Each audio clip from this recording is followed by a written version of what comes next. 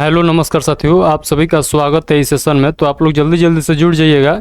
जितने भी आरपीएफ का कांस्टेबल और एसआई का तैयारी करने वाला स्टूडेंट है, सारे लोग जुड़ जाइए, क्योंकि जो है हम लोग आज के प्रैक्टिस सेट में जो देखने वाले हैं ये है प्रीवियस ईयर एग्जाम का पूछा हुआ क्वेश्चन है, जो आप लोग देख सकते हैं यहाँ पर 19 जनवरी 2019 का पेपर में पूछा गया है सेकंड सिटिंग में। तो आप लोग यहाँ पर नोट डाउन कर सकते हैं। जितना भी क्वेश्चन है आप लोग मिलाना होगा तो मिला लीजिएगा, क्योंकि आज का जो हम लोग पेपर देखने वाले हैं ये 19 जनवरी 2019 के एग्जाम के पूछा हुआ क्वेश्चन है। तो हम लोग जो है जीएस का पूरा क्वेश्चन करेंगे, 1 से लेकर 50 तक क्वेश्चन देखने वाले हैं। तो जो नया स्टूडेंट है वो जल्दी जल्दी से जुड़ जाइएगा। और चालू करने से पहले आप लोग एक क्लियर कर दीजिएगा, क्या ऑडियो वीडियो आपके पास सब क्लियर पहुंच रहा है? और क्लियर है तो आप लोग थम्स अप कर दीजिए। उसके बाद हम लोग जो है इस सेशन को स्टार्ट करेंगे। तो बताइए क्या ऑडियो वीडियो सब क्लियर है? और छोटा सा इन्फॉर्मेशन आप लोग को देता हूं जो नया स्टूडेंट है उनको, कि ये देखिए जो प्रैक्टिस सेट हम लोग कर रहे हैं ये बहुत दिन से स्टार्ट है प्रैक्टिस सेट। और जो नया स्टूडेंट जुड़े हैं हमसे, तो आप लोग क्या कीजिए कि चैनल के प्लेलिस्ट में जाइए। आप लोग टेलीग्राम पर नहीं, चैनल के आप लोग प्लेलिस्ट में जाइए। वहाँ पर आप लोग को फोल्डर मिल जाएगा, करके मिल जाएगा आरपीएफ कांस्टेबल प्रैक्टिस सेट आप लोग को मिल जाएगा। तो उससे आप लोग अपने प्ले लिस्ट में सेव कर लीजिएगा, क्योंकि आप लोग उससे बार बार जब टाइम मिले तब आप लोग प्रैक्टिस सेट जरूर लगा लीजिएगा। तो चलिए हम लोग बिना किसी देरी के इस सेशन को स्टार्ट करते हैं। तो देखिए इसका पीडीएफ जो है आप लोग डाउनलोड कर सकते हैं टेलीग्राम चैनल पर। तो मैं बार बार आप लोग को नहीं बतलाऊंगा, टेलीग्राम चैनल आप लोग अपने से खोज लीजिएगा, क्योंकि बार बार बतलाने से यहाँ पर जो है टाइम का लॉस हो जाता है। तो मैं बार बार बतलाने वाला नहीं हूँ। तो चलिए आप लोग क्वेश्चन पढ़िए और इसका आंसर बताइएगा आप लोग। तो चलिए क्वेश्चन पढ़िए। क्वेश्चन नंबर पहले पढ़िए, कर है ब्रह्मांड के अध्ययन को क्या कहा जाता है? तो ब्रह्मांड के अध्ययन को क्या कहा जाता है? तो इस क्वेश्चन का राइट आंसर आप सभी लोग बताइएगा। ब्रह्मांड विज्ञान, ब्रह्मांड विज्ञान कहा जाता है। ब्रह्मांड का अध्ययन ब्रह्मांड का अध्ययन को ब्रह्मांड विज्ञान कहा जाता है। ये आप लोग को याद रखना है। जैसे कि हम लोगों ने कल के प्रैक्टिस सेट से ये डिसीजन लिए हैं कि जो है आप लोग का एग्ज़ाम जो है नज़दीकी एग्ज़ाम है, तो हम लोग जो है जो इसका उदाहरण देखते चलेंगे तो क्या होता है बहुत समय लग जाता है। तो इसकी वजह से हम लोग जो क्वेश्चन कर पा रहे थे वो एक प्रैक्टिस सेट में 25 क्वेश्चन कर पा रहे थे। तो कल से डिसीजन लिया गया है, बहुत सारे स्टूडेंट ने आग्रह किया टेलीग्राम पर भी और वीडियो के कमेंट में भी कि सर खाली क्वेश्चन करा दीजिए, 50 क्वेश्चन कराइए, लेकिन बिना डिस्कशन के कराइए, क्योंकि जो है बहुत टाइम लग जाता है और क्वेश्चन भी हम लोग नहीं कर पाते हैं जितना चाहिए। तो इसीलिए कल से हमने डिसीजन लिया कि पूरा क्वेश्चन कराएंगे। 50 का 50 क्वेश्चन रहेगा हर प्रैक्टिस सेट में। तो जो नहीं जानते हैं उनको मैं बतला दिया हूँ। तो चलिए दूसरा क्वेश्चन आप लोग पढ़िएगा। कर है अपरमाणु कण जिसे अपरमाणु कण प्रोटॉन की खोज किसने की थी? तो आप लोग बताइएगा। तो इस क्वेश्चन का राइट आंसर क्या हो जाएगा? तो आप लोग बताइएगा रदरफोर्ड, अर्नेस्ट रदरफोर्ड, यानी ऑप्शन नंबर ए जो हो जाएगा इस क्वेश्चन का राइट आंसर हो जाएगा। चलिए हम लोग अगला क्वेश्चन देखेंगे। क्वेश्चन नंबर 3 पढ़िएगा। कर है निम्नलिखित में से कौन सी दक्षिण भारत की सबसे लंबी नदी है? तो आप सभी लोग बताइएगा इस क्वेश्चन का राइट आंसर क्या हो जाएगा। तो देखिए सबसे दक्षिण में आप लोग देखिएगा, दक्षिण भारत की सबसे लंबी नदी पूछेगा तो आप लोग बताइएगा गोदावरी नदी। तो आप लोग को याद होना चाहिए ये क्वेश्चन कि दक्षिण भारत की सबसे लंबी नदी कौन सी हो जाएगी? तो गोदावरी नदी आप लोग को याद होना चाहिए। अगला क्वेश्चन नंबर 4 पढ़िएगा। कर है 2011 की जनगणना के अनुसार भारत की साक्षरता दर क्या थी? तो आप सभी लोग को मैं बता दिया हूँ प्रीवियस ईयर प्रैक्टिस सेट में। तो हमारे जो पुराने मित्र हैं वो जानते होंगे। तो बताइए इस क्वेश्चन का राइट आंसर क्या होगा? तो आप सभी लोग जानते हैं। तो इस साक्षरता दर है जो 2011 की जनगणना के अनुसार, तो आप सभी लोग जानते हैं 74% है। तो ये बात भी याद रखिएगा। और मैं आप लोग को पुरुष और महिला का भी बतला दिया था, तो यहाँ पर भी डिस्कशन किया गया है। तो मैं डिस्कशन नहीं करूँगा आप लोग को। अगर आप लोग डिस्कशन जिनको चाहते हैं डिस्कशन करना पूरा क्वेश्चन का, तो मैं उनको PDF प्रोवाइड करा दिया हूँ टेलीग्राम चैनल पर। तो आप लोग डाउनलोड कर लीजिएगा और अपने से इसका जो है व्याख्या आप लोग देख लीजिएगा क्वेश्चन का, क्योंकि जो है क्वेश्चन बहुत टाइम ले लेता है व्याख्या करने में। तो इसीलिए हम लोग उसको स्किप कर दिए हैं। अगला क्वेश्चन पढ़िएगा। स्पेन की राजधानी क्या है? स्पेन की राजधानी आप लोगों को बतलाना है। तो स्पेन का राजधानी आप लोग बताइए। स्पेन का जो है कैपिटल क्या हो जाएगा? तो इस क्वेश्चन का राइट आंसर बताइएगा। तब तक मैं आप लोग को अगला क्वेश्चन लाता हूँ। तो बताइए उस क्वेश्चन का राइट आंसर क्या हो जाएगा? तो स्पेन की राजधानी आप लोग बताइएगा।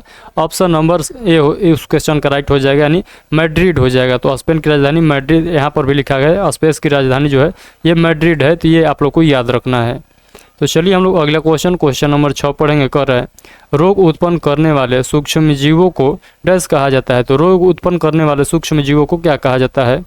तो आप लोग बताइएगा इस क्वेश्चन का राइट आंसर। तो ये हो जाएगा, आप लोग ध्यान दीजिएगा, तो हो जाएगा रोगजनक हो जाएगा, यानी रोग उत्पन्न करने वाले सूक्ष्म कणों को रोगजनक कहा जाता है। तो ये बात आप लोग याद रखिएगा। अगला क्वेश्चन नंबर 7 पढ़िएगा सभी साथी। कह रहा है भारत का सर्वोच्च न्यायालय कब स्थापित किया गया था? तो आप लोग बताइएगा जो भारत का सर्वोच्च न्यायालय है यानी सुप्रीम कोर्ट है, इसका स्थापना कब किया गया था? तो इस क्वेश्चन का राइट आंसर आप सभी साथी बतलाएंगे। तो इस क्वेश्चन का राइट आंसर जो आप लोग बताइएगा 1950 ईस्वी में, 1950 ईस्वी में सर्वोच्च न्यायालय की स्थापना की गई थी। तो ये बात आप लोग को याद रखना है। अगला क्वेश्चन नंबर 8 पढ़िएगा सभी साथी। कर है भारत के राष्ट्रपति पद की शपथ कौन दिलाता है? तो आप सभी लोग जानते हैं भारत के राष्ट्रपति पद के जो है शपथ कौन दिलाता है। तो इस क्वेश्चन का राइट आंसर आप लोग बताइएगा भारत के मुख्य न्यायाधीश। भारत के जो है जो मुख्य न्यायाधीश है, आप लोग ऐसे याद करिएगा, जो सुप्रीम कोर्ट के मुख्य न्यायाधीश है, सुप्रीम कोर्ट के मुख्य न्यायाधीश ही राष्ट्रपति के शपथ दिलाते हैं। अगर आप लोग से ये भी क्वेश्चन पूछ लेता है कि अगर सुप्रीम कोर्ट के मुख्य न्यायाधीश अगर न रहे, मतलब उस समय जो राष्ट्रपति के शपथ दिलाना होगा वो मुख्य न्यायाधीश न रहे, तो मुख्य न्यायाधीश की जगह पर कौन राष्ट्रपति के शपथ दिला सकता है? तो आप लोग मेरा बात को थोड़ा सा गौर से सुनिएगा, क्योंकि ये क्वेश्चन आप लोगों से पूछा जाता है, तो आप लोग थोड़ा गौर से सुनिएगा। तो देखिए, अगर मुख्य न्यायाधीश नहीं रहते हैं तो उस समय राष्ट्रपति के जो शपथ दिलाते हैं वो सुप्रीम कोर्ट के जो सबसे वरिष्ठ नेता, यानी सबसे जो ज़्यादा उम्र के नेता नहीं, न्यायाधीश, सबसे वरिष्ठ न्यायाधीश यानी सबसे जो ज़्यादा उम्र के न्यायाधीश रहते हैं वही राष्ट्रपति के शपथ दिलाएंगे। कब? जब मुख्य न्यायाधीश न रहेंगे तब। तो ये बात आप लोग नोट डाउन करना चाहते हैं तो आप लोग कर लीजिएगा। अगला क्वेश्चन नंबर 9 पढ़ना है आप लोग को। कह रहा है योग में मकरासन किस मुद्रा को दर्शाता है? तो आप लोग बताइएगा इस क्वेश्चन का राइट आंसर क्या होगा। तो इस क्वेश्चन का राइट आंसर आप सभी लोग बताइएगा मगरमच्छ इस क्वेश्चन का राइट आंसर हो जाएगा। तो मगरमच्छ को दर्शाता है, ये बात आप लोग को याद रखना है। अगला क्वेश्चन नंबर 10 पढ़िएगा। कह रहा है किस आपातकाल को संवैधानिक आपातकाल कहा जाता है? तो आप लोग बताइएगा इस क्वेश्चन का राइट आंसर क्या होगा, यानी किस आपातकाल को संवैधानिक आपातकाल कहा जाता है। तो इस क्वेश्चन का राइट आंसर आप सभी लोग को बतलाना है। तब तक मैं नेक्स्ट क्वेश्चन लाता हूँ, तो बताइएगा। तो यहाँ पर भी व्याख्या में आप लोग को क्लियर हो जाएगा। देखिए, भारतीय संविधान में आपात उपबंधों की 3 भागों में बांटा गया है। तो इस क्वेश्चन देखिए कह रहा है राष्ट्रीय आपातकाल, राज्यों में संवैधानिक तंत्र की विफलता पर राष्ट्रपति शासन लगाया जाता है, और वित्तीय आपातकाल। तो आप लोग इस क्वेश्चन का जो राइट आंसर आप सब याद रखिएगा। ऑप्शन नंबर बी तो देख लेते हैं, आप लोगों को मैं बताता हूँ। ऑप्शन नंबर बी यानी राज्य का आपातकाल, यानी राज्य का आपातकाल हो जाएगा। तो ये आप लोग को याद रखना है। इस क्वेश्चन का right answer option number B हो जाएगा। चलिए हम लोग फिर से इस क्वेश्चन पर आ जाते हैं। तो क्वेश्चन नंबर 11 आप सभी लोग पढ़िएगा। कह रहा है बास्केटबॉल की उत्पत्ति देश में हुई थी। तो आप लोग को बतलाना है बास्केटबॉल की जो उत्पत्ति हुआ था ये किस देश में हुआ था। तो आप सभी लोग जानते हैं बास्केटबॉल की जो उत्पत्ति हुआ था ये अमेरिका देश में हुआ था, यानी इस क्वेश्चन का राइट आंसर आप लोग याद रखना है। अमेरिका में जो है बास्केटबॉल का उत्पत्ति हुआ था, तो ये बात याद रखिएगा। तो बास्केटबॉल का जो जनक कहा जाएगा वो कौन सा कंट्री हो जाएगा? तो अमेरिका आप लोग को बतलाना है। अगला क्वेश्चन सभी साथी पढ़ेंगे और बतलाइएगा। कह रहा है किसी वस्तु की गतिज ऊर्जा और स्थितिज ऊर्जा का योग डैश कहलाता है। तो आप लोग को बतलाना है किसी वस्तु की गतिज ऊर्जा और उसकी स्थितिज ऊर्जा को क्या कहा जाता है। तो इस क्वेश्चन का राइट आंसर आप सभी लोग को बतलाना है। तो इस क्वेश्चन का राइट आंसर आप लोग बताइएगा कुछ यांत्रिक ऊर्जा कहलाता है। तो सॉरी, कुल यांत्रिक ऊर्जा कहलाता है, यानी टोटल यांत्रिक ऊर्जा हो जाएगा। तो आप लोग को याद रखना है। चलिए हम लोग अगला क्वेश्चन नंबर 13 पढ़ेंगे और सभी साथियों पढ़िएगा और इसका आंसर बताइएगा। कह रहा है बहिष्कृत हितकारिणी सभा की स्थापना किसने की थी। तो आप लोग को बतलाना है ये जो बहिष्कृत हितकारिणी सभा है इसका स्थापना आप लोग को बतलाया है किसके द्वारा किया गया था। तो आप सभी लोग बतलाइएगा बाबा साहेब द्वारा, यानी बाबा भीमराव अम्बेडकर द्वारा इसका स्थापना किया गया था इस सभा का। तो आप लोग याद रखिएगा। अगला क्वेश्चन नंबर 14 पढ़िएगा। कह रहा है निम्नलिखित में से कौन सा एक देश एक टैक्स और एक मार्केट से संबंधित है। तो आप लोग बताइएगा वो कौन सा देश है जहां पर एक देश एक टैक्स और एक मार्केट लागू है। तो आप लोग बताइएगा वो कौन सा देश है। तो ये हो जाएगा माल और सेवा कर, सॉरी ये क्या पूछा है आपसे क्वेश्चन हम लोग पढ़ेंगे। निम्न में से कौन सा एक देश एक टैक्स और एक मार्केट से संबंधित है। अच्छा, ये बतलाना है संबंधित है, तो इससे कौन संबंधित है। तो आप लोग बताइएगा माल और सेवा कर जो हो जाएगा माल एवं सेवा टैक्स हो जाएगा। तो ये बात आप लोग को याद रखना है, यानी ऑप्शन नंबर डी जो हो जाएगा इस क्वेश्चन का राइट आंसर हो जाएगा। तो चलिए हम लोग अगला क्वेश्चन पढ़ते हैं। कर रहा है 2011 की जनगणना के अनुसार किस राज्य का जनसंख्या घनत्व सबसे अधिक है? तो आप लोग को बतलाना है। आप लोग सभी लोग जानते होंगे, बिहार के खासकर स्टूडेंट जानते हैं कि जो बिहार का जनसंख्या घनत्व है वो कितना है, तो आप सभी लोग जानते हैं। तो सबसे ज़्यादा जो जनसंख्या घनत्व है वो बिहार का ही है, जो कि 1106 व्यक्ति जो है प्रति किलोमीटर स्क्वायर के अंदर में आ जाते हैं। तो ये बात आप लोग को याद रखना है 2011 के जनगणना के अनुसार। अभी तो पता ना कहाँ गया होगा, तो आप लोग अनुमान लगा सकते हैं। 12-13 साल बीत गया है, तो आप लोग अनुमान लगा सकते हैं कि ये 1500 प्लस कर रहा होगा। तो चलिए हम लोग अगला क्वेश्चन देखेंगे। क्वेश्चन नंबर 16 पढ़िएगा। कर है, निम्नलिखित में से कौन सा सबसे कमज़ोर विद्युत चालक है? तो आप लोग बताइएगा इनमें से कौन सा जो है सबसे कमज़ोर विद्युत चालक है? तो आप लोग बताइएगा बैकेलाइट। बैकेलाइट जो है ये जो है सबसे कमज़ोर विद्युत चालक है, तो ये आप लोग को याद रखना है। अगला क्वेश्चन नंबर 17 सभी लोग पढ़ेंगे। कर है, गौतम बुद्ध का पुत्र निम्नलिखित में से कौन था? तो आप लोग को गौतम बुद्ध के पुत्र का नाम याद होगा, तो आप लोग बतला देंगे। तो गौतम बुद्ध के जो पुत्र का नाम था वो राहुल नाम था, तो ये बात आप लोग को याद होना चाहिए। तो आप लोग याद रखिएगा गौतम बुद्ध के पुत्र का नाम राहुल था, तो ये आप लोग याद रखिएगा। और उनके पिता का नाम सुधोधन था, ये भी आप लोग याद रखिएगा। अगला क्वेश्चन नंबर 18 सभी लोग पढ़ेंगे। कह रहा है, दल बदल विरोधी कानून के आधार पर राज्यसभा के मामले में अयोग्यता का निर्णय कौन करता है? तो आप लोग बताइएगा। तो इस क्वेश्चन का राइट आंसर आप लोग बताइएगा अध्यक्ष करता है। अध्यक्ष इसका निर्णय करता है, तो ये बात आप लोग याद रखिएगा। अगला क्वेश्चन 19 नंबर क्वेश्चन सभी लोग पढ़ेंगे और इसका राइट आंसर बताएंगे क्या होगा। कह रहा है, हुमायूंनामा किसके द्वारा रचित है? यानी हुमायूंनामा जो लिखा गया है ये किसके द्वारा लिखा गया है? तो इसका राइटर के नाम बतलाना है। तो आप लोग सभी लोग जानते हैं गुलबदन बेगम द्वारा लिखा गया है क्या? तो आप लोग बताइएगा हुमायूंनामा पुस्तक, तो ये आप लोग को याद रखना है। गुलबदन बेगम द्वारा लिखा गया है। अगला क्वेश्चन नंबर 20 सभी लोग पढ़ेंगे। कर है, निम्नलिखित में से कौन सी भारत की सबसे लंबी नहर है? तो आप लोग को बतलाना है इसमें से कौन जो है भारत की सबसे लंबी नहर है। तो आप सभी लोग जानते हैं कि जो इंदिरा गांधी नहर है ये भारत की सबसे लंबी नहर है, तो ये बात आप लोग को याद रखना है।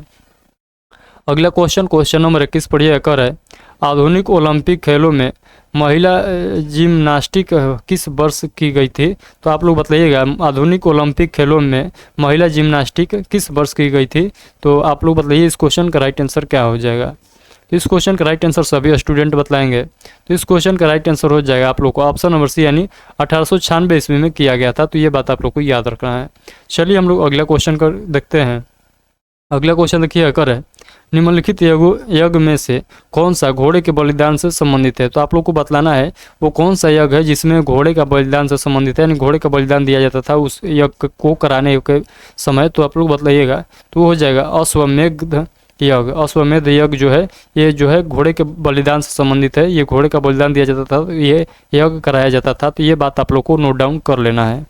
चलिए हम लोग अगला क्वेश्चन पढ़ते हैं। अगला क्वेश्चन देखिए। कर है, राष्ट्रपति द्वारा तैयार किया गया अध्यादेश डैश है? तो आप लोग बताइएगा जो राष्ट्रपति द्वारा तैयार किया गया अध्यादेश है वो क्या है? तो आप लोग बताइएगा। इस क्वेश्चन का राइट आंसर हो जाएगा मंत्रिपरिषद की सलाह पर आधारित है। तो ये बात आप लोग को याद रखना है। यानी फिर से आप लोग पढ़िएगा। कर है, राष्ट्रपति द्वारा तैयार किया गया अध्यादेश मंत्रिपरिषद की सलाह पर आधारित है। तो ये आप लोग को पॉइंट याद होना चाहिए।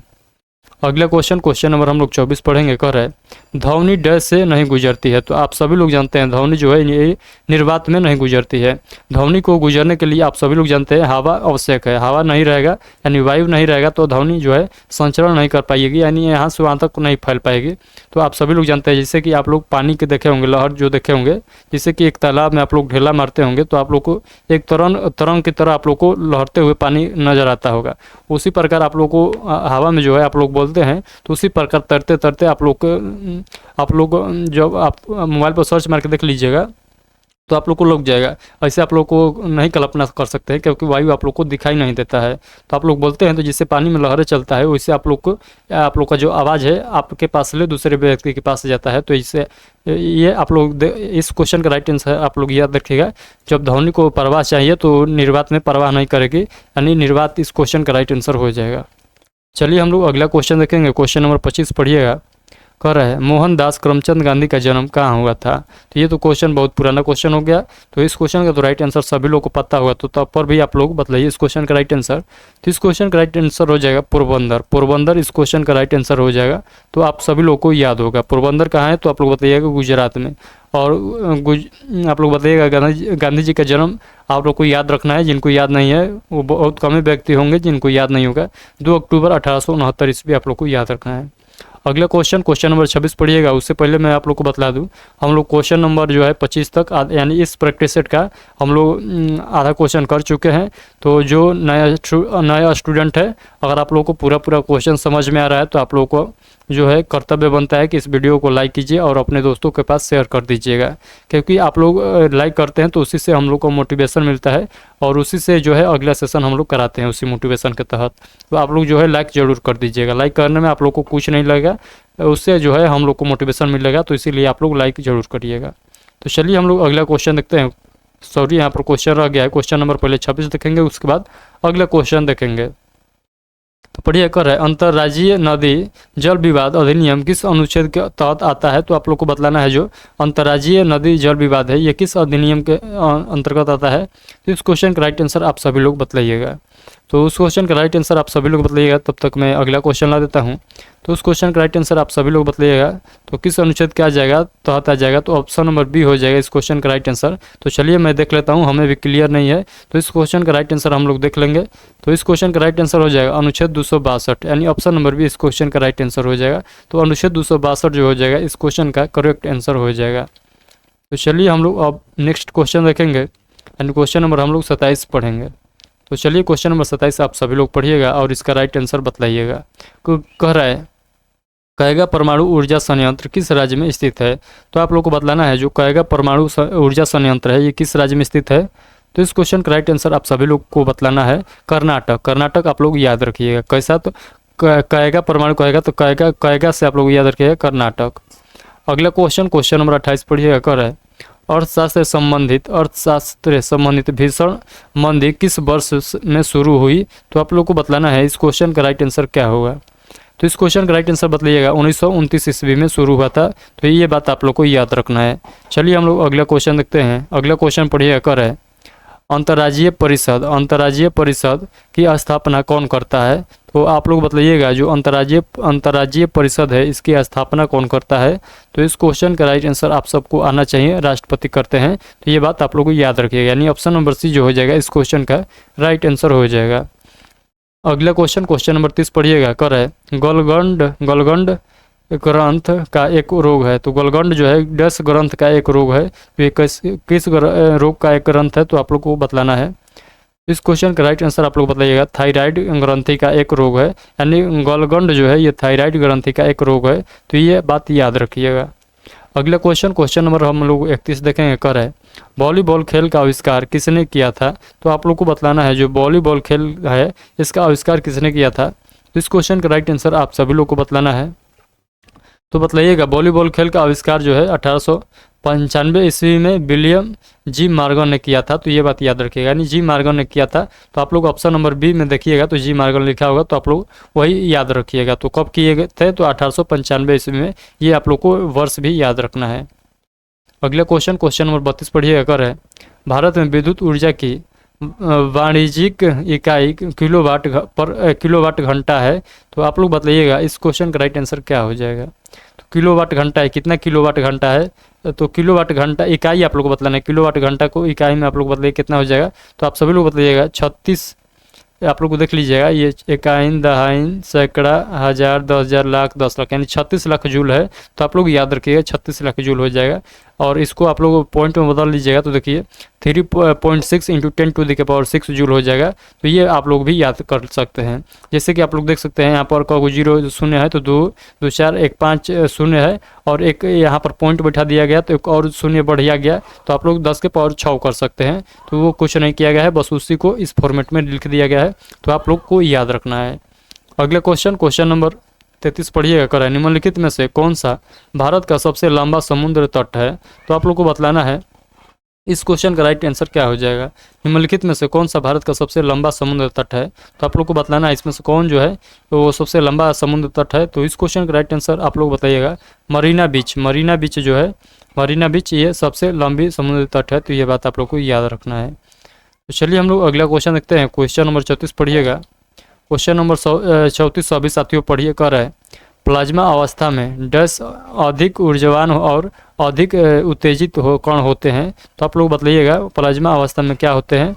तो प्लाज्मा अवस्था में आयनीकृत गैस से अधिक ऊर्जावान और अधिक उत्तेजित कण होते हैं। तो ये बात याद रखेंगे। इस क्वेश्चन का जो राइट आंसर हो जाएगा ऑप्शन नंबर ए हो जाएगा। तो ये बात आप लोग को नोट डाउन कर लेना है। अगला क्वेश्चन पढ़ेंगे। अगला क्वेश्चन कर रहा है किस कैबिनेट समिति को सबसे शक्तिशाली माना जाता है? तो आप लोग बताइएगा वो कौन कैबिनेट समिति है जिसको सबसे शक्तिशाली यानी पावरफुल माना जाता है? सबसे पावरफुल किसे माना जाएगा? तो आप लोग बताइएगा राजनीतिक मामलों की मंत्रिमंडलीय समिति को, यानी ऑप्शन नंबर बी जो है इसको इस क्वेश्चन का राइट आंसर हो जाएगा। अगला क्वेश्चन पढ़िएगा। अगला क्वेश्चन मैं आप लोग के सामने लाता हूं। तो आप लोग उससे मैं फिर से बोल देता हूं, आप लोग जो है वीडियो को लाइक कर दीजिए और अपने दोस्तों के पास शेयर जरूर कर दीजिएगा, क्योंकि उसी से जो है मुझे मोटिवेशन मिलता है आप लोग को जो है अगला सेशन कराने के लिए। तो आप लोग को कहना ना पड़े बार बार, इसलिए मैं इसी सेशन में कह देता हूँ, उसके बाद जो है अगला सेशन में नहीं कहूँगा। तो आप लोग को जो कर्तव्य है आप लोग को दिखाना है। तो चलिए हम लोग अगला क्वेश्चन पढ़ते हैं। कर कावेरी जल विवाद न्यायाधिकरण निम्नलिखित में से किस राज्यों के स्थापित किया गया था? तो इस क्वेश्चन का राइट आंसर बतलाना है क्या हो जाएगा। यानी कावेरी राज्य जो विवाद था ये किस किस देशों के बीच विवाद था? तो आप लोग को बतलाना है। तो कौन कौन से जो देश बोल दिए हैं, सॉरी उसके लिए सॉरी, राज्य आप लोग को बतलाना है। जो कावेरी नदी है, कावेरी नदी आप सभी लोग जानते हैं साउथ भारत के नदी है। तो ये जो है ये किस किस देशों के विवाद में है? जो कावेरी नदी जल विवाद है ये किस किस देशों में है? तो आप लोग को बतलाना है, सॉरी फिर से देश में बोल दिए हैं, आप लोग को राज्य बतलाना है कौन कौन से राज्य में ये विवादित चल रहा है कावेरी जल विवाद। तो आप सबको बतलाना है तमिलनाडु, केरल, पुदुचेरी और कर्नाटक, ये चार जो 3 राज्य और एक यूटी जो है ये इतने में जो है ये विवादित है कावेरी जल विवाद। तो ये बात आप लोग को याद रखना है। अगला क्वेश्चन नंबर 37 पढ़िएगा। 2022 में होने वाले एशियाई खेलों का आयोजन किस देश में प्रस्तावित है? तो आप लोग को बतलाना है। जैसे कि मैं आप लोग को बतला दिया हूँ पहले ही, क्वेश्चन स्टार्ट करने से पहले मैं आप लोग को बतलाया था कि जो आज के जो क्वेश्चन दिखने वाले हैं ये प्रीवियस ईयर क्वेश्चन जो 2019 के 19 जनवरी के सेकंड सिटिंग में पूछा गया क्वेश्चन हुआ था एग्जाम, उसमें पूछा गया था जो जीएस का क्वेश्चन, वो क्वेश्चन हम लोगों ने सेलेक्ट किया है। तो आप लोग को मैं बतला दिया हूँ। तो ये उस समय क्वेश्चन पूछा गया था, तो वो 2019 में हुआ था। तो 2022 जो है भविष्य था, तो इसीलिए ये खेल जो है आप लोग को ये उस समय जो है भविष्य में होने वाला था। तो आप लोग उस समय पूछा गया था, तो उस समय के आप लोग को नज़र रखते हुए इस क्वेश्चन का राइट आंसर आप लोग को बतलाना था। क्या हो जाएगा? तो चीन हो जाएगा। तो ये बात आप लोग को याद रखना है। कौन सा हुआ था तो आप लोग को बतलाना है। जो अभी 2022 में होने वाला था वो सॉरी 2022 में जो हुआ है वो 19वें एशियाई खेल था। तो ये बात भी आप लोग को याद रखना है।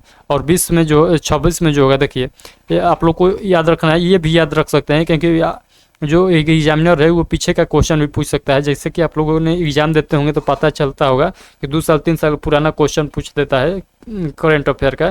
तो आप लोग याद रख सकते हैं मोटा मोटी, नहीं तो आप लोग को ये बात याद रखना है। जो 25वें एशियाई खेल का जो मेजबानी जो देश करेगा वो जापान करेगा। तो ये बात आप लोग को याद रखना है।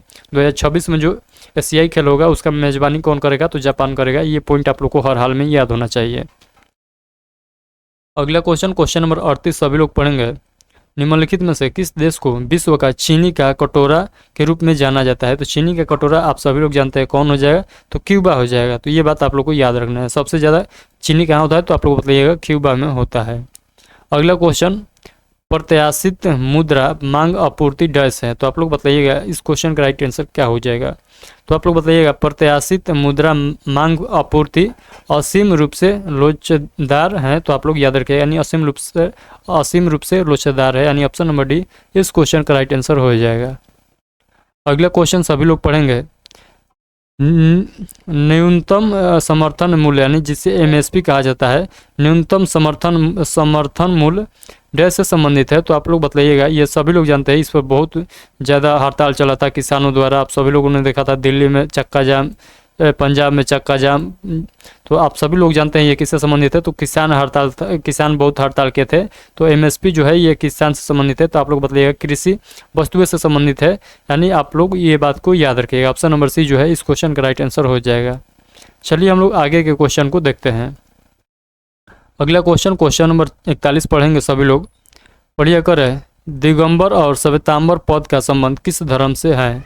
तो दिगंबर और श्वेतांबर आप सभी लोग जानते हैं ये जो है ये जैन धर्म से संबंधित है, तो ये बात आप लोग को याद रखना है। जैन धर्म से संबंधित कौन है? तो दिगंबर और श्वेतांबर जो पद है ये जैन धर्म से संबंधित है। जिससे कि आप सभी लोग जानते हैं जैन धर्म जो है विभाजित हो गया था, तो एक दिगंबर और एक श्वेतांबर दो भागों में बट गया था। तो ये बात आप लोग को याद होगा, तो रिविजन हो जाएगा, नहीं तो आप लोग याद कर लीजिएगा।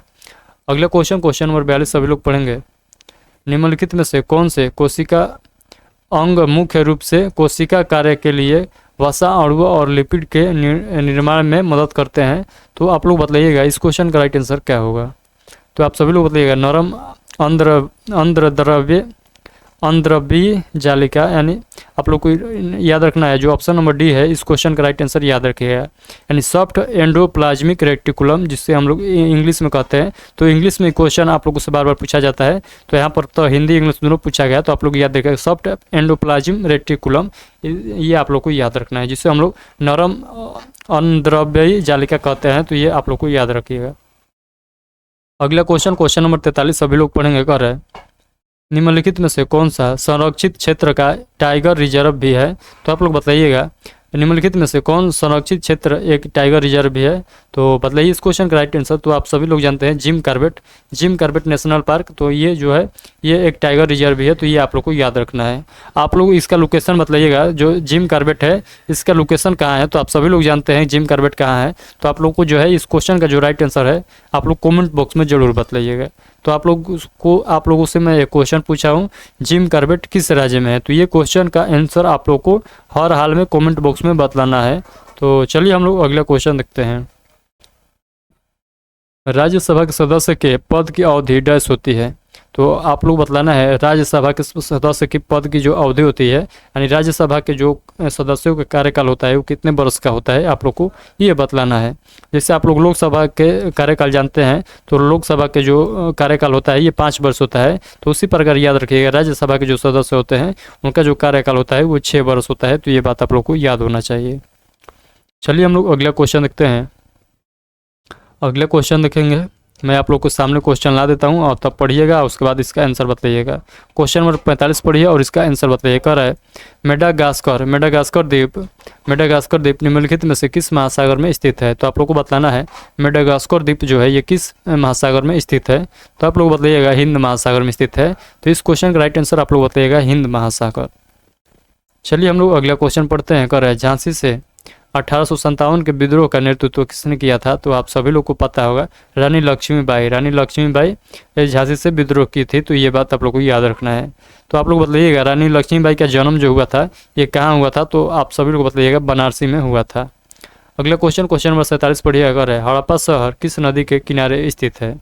तो हड़प्पा जो है ये तो सभी लोग को पता होगा हड़प्पा शहर जो है ये रावी नदी के तट पर स्थित है। तो ये बात आप लोग को याद रखना है। हड़प्पा पूछेगा तो आप लोग बताइएगा कहाँ, रावी नदी के तट पर है। तो ये बात आप लोग को याद रखना है। अगला क्वेश्चन नंबर 48 पढ़िएगा। निम्नलिखित में से कौन कुश्ती से जुड़ा एक प्रसिद्ध व्यक्तित्व है? तो आप लोग बताइएगा इसमें से कौन जो है ये कुश्ती से जुड़े हुए हैं? तो आप सभी लोग बताइएगा विनेश फोगट ये जो है कुश्ती से संबंधित है। तो ये व्यक्ति जो है कुश्ती से संबंधित है, आप लोग को याद रखना है। अगला क्वेश्चन नंबर 49 पढ़िएगा। कर है निम्नलिखित में से कौन सा दर्शन तार्किक सोच की तकनीक में विश्वास करता था? तो आप लोग बताइएगा ये हो जाएगा न्याय जो हो जाएगा इस क्वेश्चन का राइट आंसर हो जाएगा। अगला क्वेश्चन जो कि आज के प्रैक्टिस सेट का लास्ट क्वेश्चन रहेगा, तो आप लोग बताइएगा ब्रह्मा समाज के संस्थापक कौन थे? तो ये क्वेश्चन मैं नहीं बतलाऊंगा, जो अंतिम क्वेश्चन है ये आप लोग को बतलाना है। और इस क्वेश्चन का आंसर जो जिनको पता नहीं होगा वो कमेंट देख लेंगे कुछ देर के बाद, क्योंकि बहुत सारे स्टूडेंट जो है वो कमेंट में बतला देंगे कि इस क्वेश्चन का राइट आंसर क्या होगा। क्योंकि ये क्वेश्चन में मैं पिछले प्रीवियस ईयर में कम से कम 5 बार आप लोगों को करा दिया हूँ, वो भी व्याख्या के साथ। तो ये क्वेश्चन आप लोगों को अब डाउट नहीं रहना चाहिए। जो नए स्टूडेंट है उनको ये नहीं आ रहा है क्वेश्चन, तो वो कमेंट बॉक्स में जाकर देख लेंगे। अगर कमेंट बॉक्स में आंसर नहीं मिला तो हमसे ज़रूर पूछिएगा। तो आई होप कि आज का जो प्रैक्टिस सेट का जितना भी क्वेश्चन है आप लोग को समझ में आ गया होगा। अगर आप लोग इस क्वेश्चन के साथ साथ व्याख्या भी देखना चाहते हैं तो आप टेलीग्राम चैनल से जुड़ जाइए और वहां से इसको डाउनलोड कर लीजिएगा और एक एक क्वेश्चन करके आप लोग व्याख्या देख लीजिएगा। तो व्याख्या देख लेने से क्या होता है कि आप लोग को जो क्वेश्चन देखे हैं इससे रिलेटेड जितना भी क्वेश्चन बनने वाला है ये व्याख्या में बतलाया रहता है। तो व्याख्या से जो है आप लोग का क्लियर हो जाता है। तो आप लोग को व्याख्या देखना चाहिए, बट क्या करें, जो स्टूडेंट का डिमांड है, स्टूडेंट जो कहेगा वही हम लोग को पढ़ाना पड़ता है। तो आप लोग को डिमांड की वजह से, नहीं तो हम तो जो हमारा सलाह था वो तो वही था कि क्वेश्चन करेंगे और क्वेश्चन के साथ जो है हम लोग व्याख्या जरूर देखेंगे। व्याख्या देखने से कुल जो है क्वेश्चन जितना बनने वाला है, जो क्वेश्चन आया है तो कुल क्लियर हो जाता है, कुछ डाउट नहीं रहता है। तो इसीलिए जो होता है एक क्वेश्चन की वजह से हम लोग को 4-5 क्वेश्चन रिलेट करके याद करने में आसानी पड़ता है। तो आई होप कि आप लोग को पूरा समझ में आ गया होगा। अगर आप लोग चाहते हैं कि पूरा व्याख्या के साथ हम लोग क्वेश्चन पढ़े तो वो भी एक प्रैक्टिस सेट चल रहा है। आप लोग जानते होंगे कि जो रोजगार वित्त अंकित सर है उनके द्वारा एक आरपीएफ कांस्टेबल और एसआई के लिए एक बुक स्पेशल लॉन्च किया गया है। तो उस बुक का जो है हम लोग जो है chapter by line by line जो है उसका हम लोग रिविजन कर रहे हैं। तो उसमें जो है हम लोग व्याख्या अभी देख रहे हैं क्वेश्चन के साथ साथ। तो उसका व्याख्या जो है जब तक प्रैक्टिस सेट चलेगा तब तक हम लोगों को देखेंगे, क्योंकि वहाँ पर व्याख्या जो है वो एकदम सब VVI क्वेश्चन है व्याख्या में भी। तो उसको हम लोग चाह कर भी मिस नहीं कर सकते हैं, स्किप नहीं कर सकते हैं। तो उससे हम लोग व्याख्या करेंगे। तो जिनको व्याख्या देखना है उस सेशन से जरूर जुड़ जाइएगा। तो उस सेशन का भी प्लेलिस्ट है आप लोग को इसी चैनल पर मिल जाएगा, बुक के फॉर्मेट में मिलेगा, जो कि आप लोग को लिखा होगा आरपीएफ स्पेशल बुक। तो आप लोग वहाँ से उस फोल्डर को भी सेव कर लीजिएगा। तो चलिए अब हम लोग चलते हैं, इस सेशन को हम एंड करेंगे। आज का सेशन कैसा लगा आप लोग कमेंट बॉक्स में अपना राय जरूर बताइएगा। तो चलिए मिलते हैं इसके नेक्स्ट पार्ट में, तब तक के लिए आप सभी को टेक केयर।